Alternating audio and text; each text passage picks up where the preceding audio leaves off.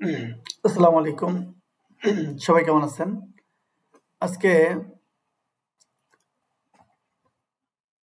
আমাদের সম্ভবত লেসন 12, ঠিক আছে? আজকে আমরা মূলত লিড জেনারেশন সেকশনে প্রবেশ করলাম। মানে এতদিন আমরা যে কয়টা লেসন আপনাদেরকে করিয়েছি তা ছিল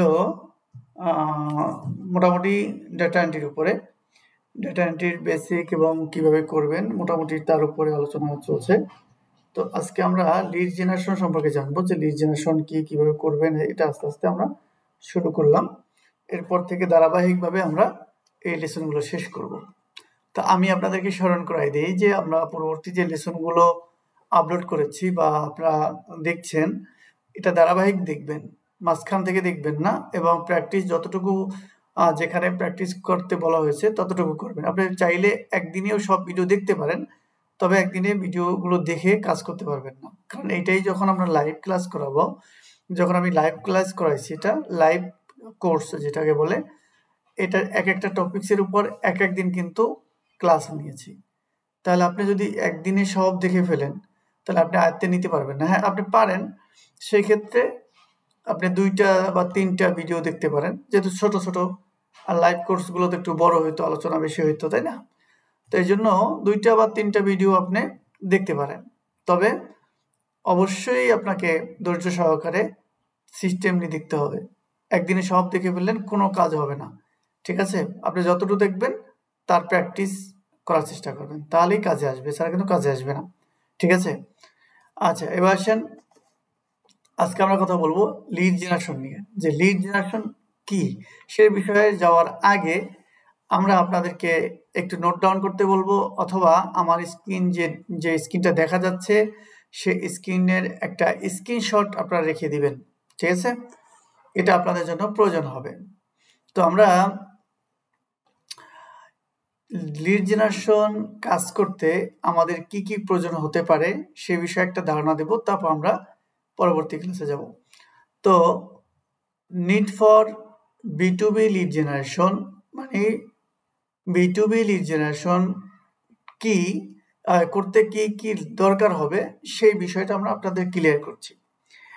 প্রথমে যখন আপনি লিড জেনারেশন করবেন, একটা রিপোর্ট তৈরি করতে হবে। মানে এটা আপনার কাজ, একটা প্রজেক্ট করলেন, তারপর বাইরকে দেওয়ার জন্য একটা রিপোর্ট তৈরি করতে হবে। এই রিপোর্ট তৈরি করার জন্য এক্সেল এবং গুগল শিট ব্যবহার করতে হবে। এই গুগল শিটের ব্যবহার কিন্তু আমরা ডেটা এন্ট্রিতে দেখে আসছি, মোটামুটি এক্সেলের ব্যবহারও আমরা ডেটা এন্ট্রিতে দেখে আসছি। তারপরও আমরা সামনের ক্লাসগুলোতেও আসবে, এই সম্পর্কে আমাদের আলোচনা আছে।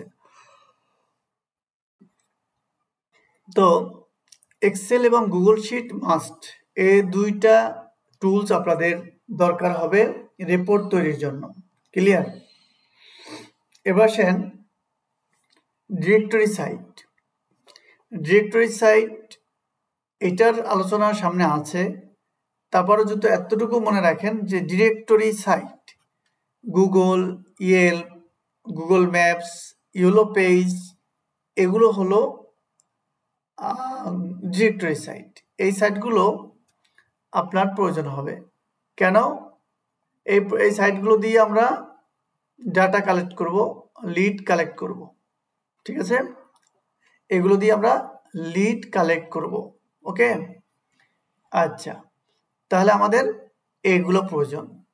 এরপর আসেন, একটা লিঙ্কডইন অ্যাকাউন্ট লাগবে। লিঙ্কডইন অ্যাকাউন্ট কেন লাগবে? লিঙ্কডইন অ্যাকাউন্ট লাগবে আমাদের মার্কেটিং করার জন্য।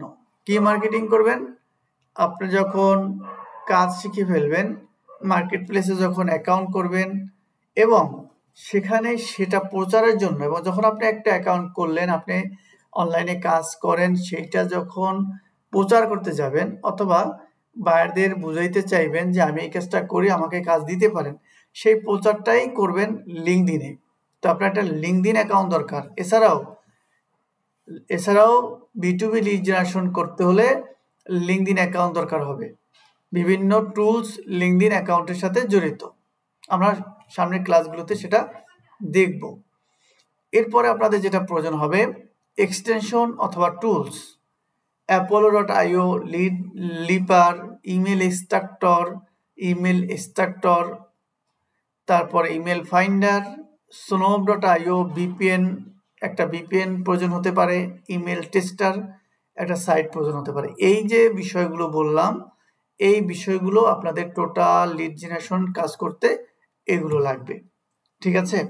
এর বাইরেও আরো কিছু লাগবে, যখন যে কাজ করব সেই আলোকে আমরা দেখাবো। ক্লিয়ার? আশা করি আপনারা বুঝতে পারছেন। এই বিষয়গুলো আপনাকে নোট ডাউন করে রাখতে পারেন ডায়েরিতে অথবা নোটপ্যাডে, অথবা স্ক্রিনশট দিয়ে রাখতে পারেন যেগুলো আমাদের লাগবে। তবে এগুলো কোথায় পাবেন, কিভাবে পাবেন, এগুলো পরবর্তী আলোচনা আপনারা বুঝে ফেলবেন বা আপনারা পেয়ে যাবেন। ক্লিয়ার? আচ্ছা, তো এই লেসনে এতটুকুই শুধু পরিচয় করে দিলাম। সামনের লেসনগুলোতে আমরা লিড জেনারেশন নিয়ে আলোচনা করব। সে পর্যন্ত ভালো থাকবেন। আসসালামু আলাইকুম ওয়া রাহমাতুল্লাহ।